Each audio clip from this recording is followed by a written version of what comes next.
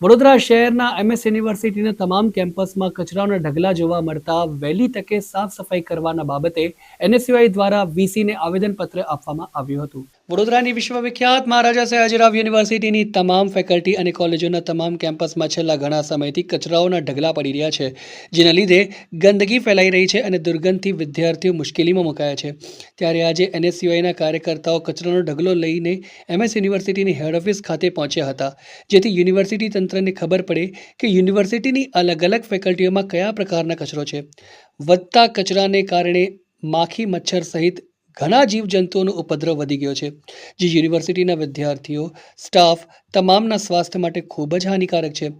ભારે સૂત્રોચ્ચાર સાથે આવેદનપત્ર આપવામાં આવ્યું અને યુનિવર્સિટીમાં સાફ સફાઈ માટે જે પણ એજન્સીને કોન્ટ્રાક્ટ આપ્યું છે તેને તાત્કાલિક ધોરણે બરખાસ્ત કરી યુનિવર્સિટીની તમામ ફેકલ્ટીને સ્વચ્છ સુંદર બનાવી વિદ્યાર્થીઓને स्वस्थ वातावरण आपवा एनएसयूआई द्वारा रजूआत कराई थी। यूनिवर्सिटी के विविध कैंपसों में जाकर